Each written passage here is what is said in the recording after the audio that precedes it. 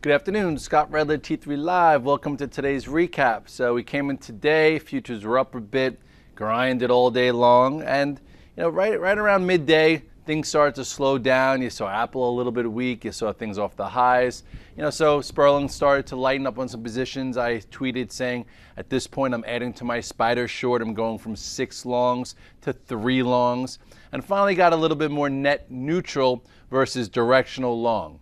And that's really the way you have to maneuver. If you're trying to be long 5, 6, 7, 8, 9, 10, however many positions you could handle, and having a hedge, there are times when you could take advantage of areas of the range. Areas when you're well above the 8-day moving average or the 21-day moving average. I think twice I texted saying, at the time maybe to reduce some longs where, or texted or tweeted, whatever the word is, so I can't believe it's only Tuesday, that it's a time to maybe add to your spider short and on a pull-in, cover some, see how your stocks are acting, and continue to maneuver. And that's the way, profitable trading has been since pretty much last Thursday. Even when the ECB didn't deliver, and you could short in the morning, come midday, strong stocks acted better. We closed well off the lows. We held that ascending channel. And since then, it's been very methodical, holding positions, trying to be short at areas that are extended. Adding to shorts after pulling has not worked yet. But, adding on the extension, so then on the pullback, you don't lose much of your P&L, and then if your stocks hold in, you could actually double dip. You can cover some spiders, and then you could actually also add to stocks that might not have pulled in as much, and hopefully if you had some positions that were up considerably, like today, GMCR up 10%, having the spiders 1% against you was no big deal. Well, anyway, you look at the chart of the S&P or the spiders here, you will see that, again, we've been following this uptrend or this ascending channel since June 4th low. Almost violated it right here, but then that's when Monty came out with and jawbones his rhetoric, and then here we broke above, held in there. And the reason why let me just take the volume out of the way because I like the way the chart looks, without it. The reason why I got a bit cautious, not game over, was because look how far we were away from the 8-day and the 21-day. Every time we've had these moves, and got extended and hit the high end of the channel, we've always come back to them. Okay, went up again, came back to them. This time didn't even break above, came back below them. So, pretty hard to maintain a move well above. And, yesterday we closed off our highs and, some guys probably lightened up or got short and didn't work. And now today, again, closing off our highs, this is a little bit more short-term bearish behavior versus bullish. So with that said, the 8-day is all the way down here. So a pullback to 138.49 would not be out of the ordinary, and it would actually probably be a little bit healthy. It would end this pent-up momentum to the upside. It would end all the shorts trapped from the jobs number. But who cares? It's August, and we want to make a little bit of money short too.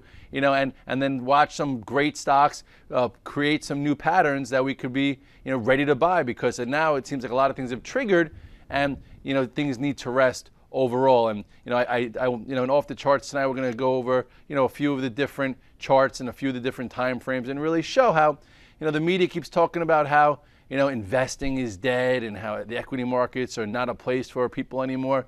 But overall, technically, we're still making a lot of sense here. I know it's not a perfect world, but from this reversal low you saw here on October 4th, to the highs here that was put in on April 2nd, we pulled in less than 50%. You wanted to buy a dip, there you go. That was your dip to buy. That was your correction in the mayhem of the summer. And what did it do? Remember this breakout we talked about earlier this year?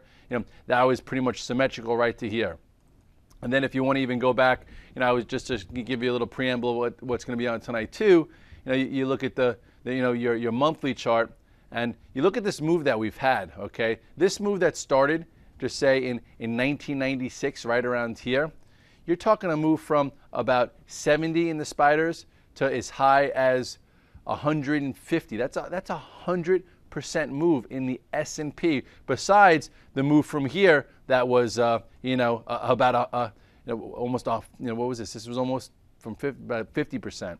So anyway, it takes a long time to digest a move like that. And I know that over the course of the last decade, it's been much more profitable to trade these trends. And if you look here, just to see, look at this ascending channel that once it broke right around here, it was a short to the downside. Then look at this descending channel. Ascending channels break to the downside, descending to the upside. Right here, we came in, tested this. This was your buy. Another ascending channel. What happened here? Ascending channel. I know it's like, not a perfect science. Broke, retest, pow. And then look at this descending channel once again. Like this was just like so fast to the downside. And then here was your outside day. Look, and look at this right now, just to show you like why I love outside days.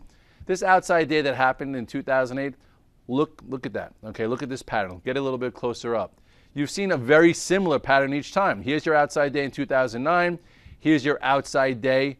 Okay, remember this was in 2010, and then here was that October one that this is the monthly. Here's your October outside month, and then here's more recently another outside month. So look how patterns repeat themselves. Here, here, here, and here. Okay, now if again you go macro-wise, we're not quite there yet, but here's your double top. Here is the high of the year.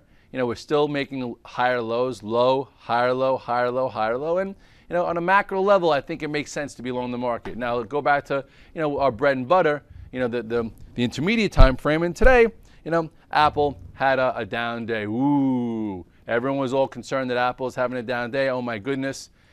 Meanwhile, I hope it goes sideways for a little while. I want to see it develop another pivot. I would love a tight little pattern here, kind of like we saw when it, after this down day, it held this gap, and then we had a nice buyable pivot through, 618 for that move to 625. So now it might even come in and test the 8-day.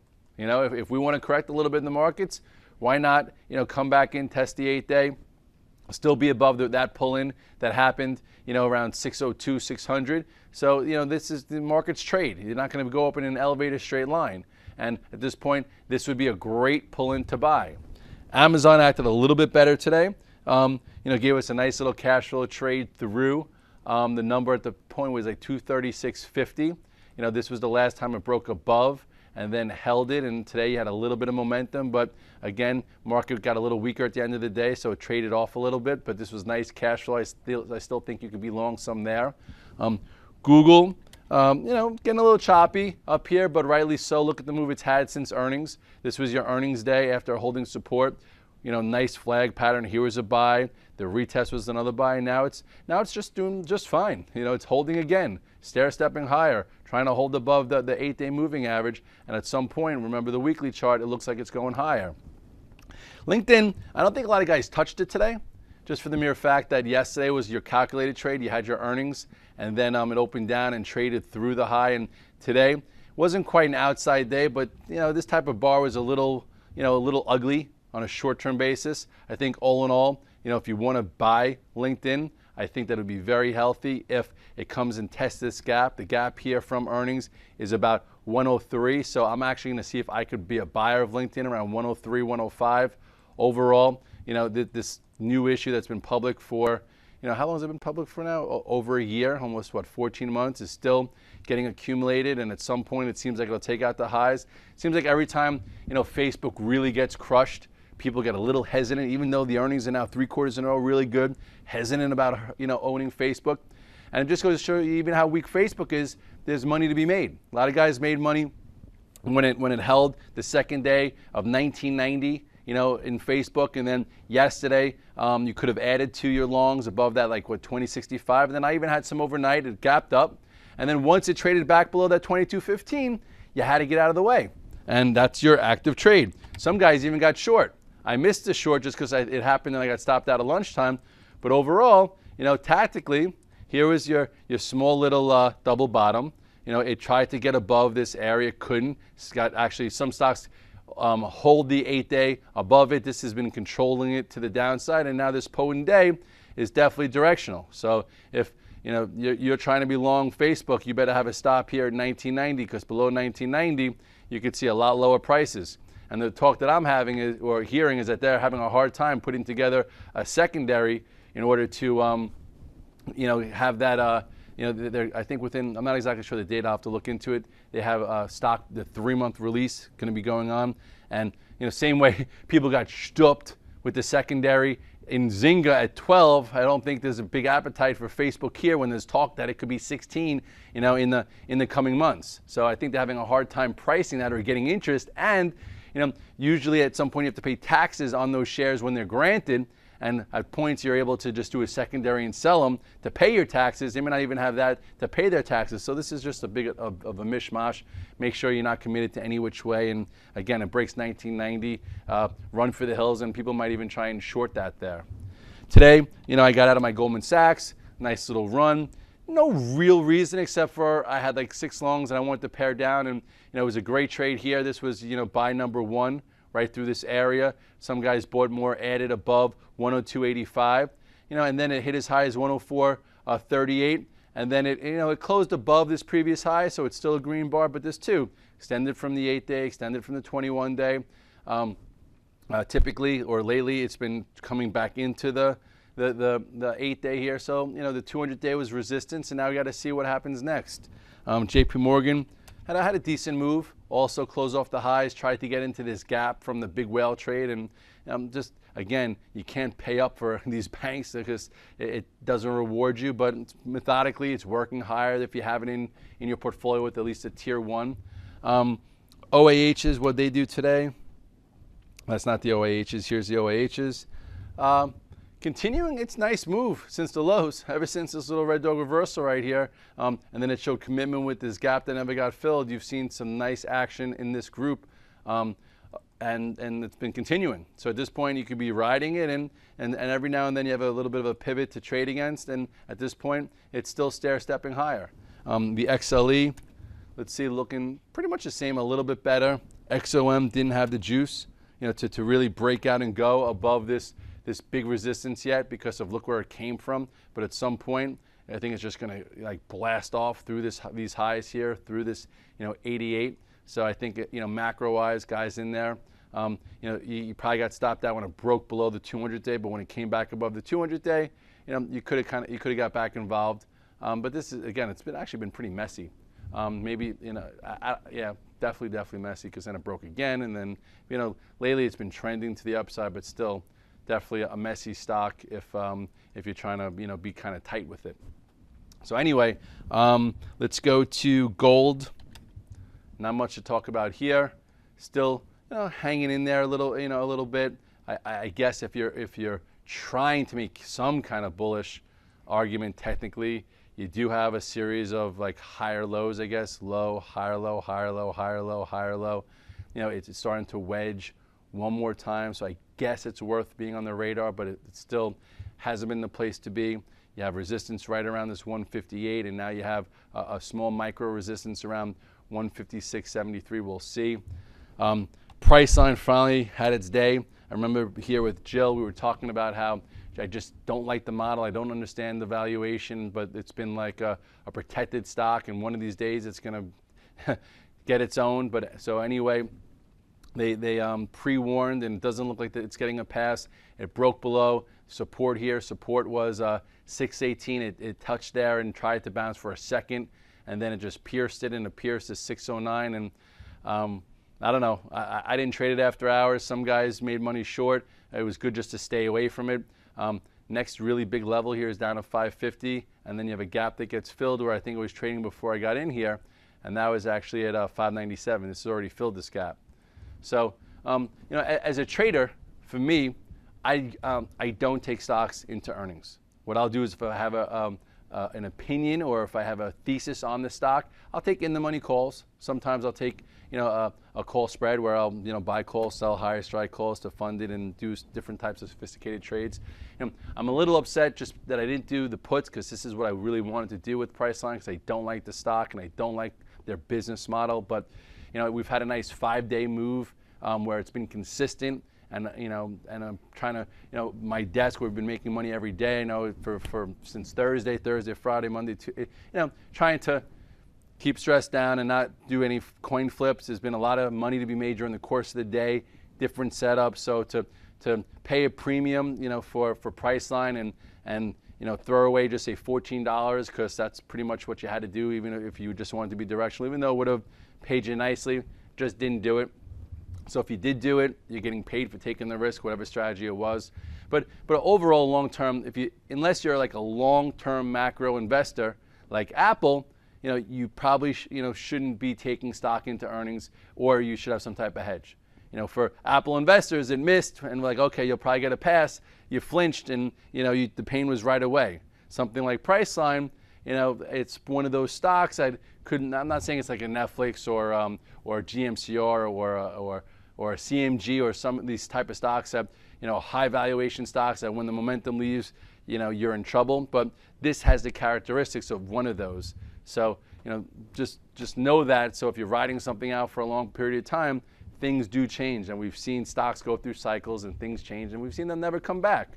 So with that said, hopefully you're not a stubborn Priceline long that didn't have some type of collar hedge or something going into this. Anyway, GMCR, guys did pretty well with this one today. It might not look like much, but overall, the reason why we focused on it as a lower tier crap stock, but good enough for one's man trash for our treasure trade. Here was your gap up. Then it had 2 inside days, so we were talking about buying it above this area. People are like, why are you looking at it here? I took some long overnight last night, and the trade was above 2267. The big short float would get a little crushed, and they would get squeezed, and you had a nice trade. This thing was up like 10% today. People try and make 10% overall in a year. We could tactically find 10% in a stock like this by using price patterns and tactics. Same tactics Sperling used in FSLR. Very similar. Dead stock, right? Finally had decent numbers. I think we even listed it off the charts, but you didn't have to take it into earnings. You didn't have to. You saw the gap up, held the gap. I think Sperling bought a little bit in here, and then this was your trade. Once you crossed above this 1848 and then also 1912, you then had to move to as high as 2115. So methodically, after earnings, holding the gap, that was your entry, and you had a nice probably 10-15% move on a stock that's been fully annihilated. This doesn't look like a lot, but tactically, it could pay your bills when you iron them out and find them and trade them the right way. You didn't have to take it into earnings, take the risk. You could have traded it after hours and then waited for this gap to hold. And even if you didn't buy it on this day, you could have waited to right here and made a nice return on your investment as a trade. So depending on your time frame, you could find these laggard tactical trades like we did in FSLR and GMCR. You could find capitulation low trades like we did with LVS. LVS tweeted about it. We put it off the charts, and we basically said, look at the capitulation here that happened in LVS. I'm not getting the chart in right now, but I will try it again. LVS, no chart. It happened, I think, to come back to me, July 26th or 7th. It put a capitulation low, huge volume around 36-ish, and tweeted, said as long as it doesn't break the low of that day, stick with it as a swing trade, and today it almost hit 40.5. And then also Win went for a ride, and MGM had a decent day. So there are definitely ways to stick with leaders, ways to re-enter laggards for what could be lower level tier trades that you could stay with if they show commitment. And then also days like today where you could have multiple positions short into extensions, and then on the pullback cover and look to see if your stocks are holding up. And that's how you maneuver the market on a short-term and an intermediate level.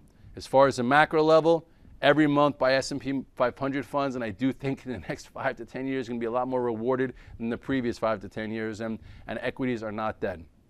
That said, it's Tuesday, tomorrow's Wednesday, my big Ironman is on Saturday. Another reason why I didn't take Priceline options, and I'm not trying to take too much risk and paring down because I want to free my mind. I need to rest. Saturday, it could be a long day when you swim 2.4 miles, bike 112, and then run a marathon. So we'll see what happens. But right now, the weather is looking somewhat friendly, cloudy, and maybe some storms, but we shall see. Anyway, see you in the morning. I think I am with Jill tomorrow, who's filling in for Lindsay, who will be coming in on Thursday. Have a good night.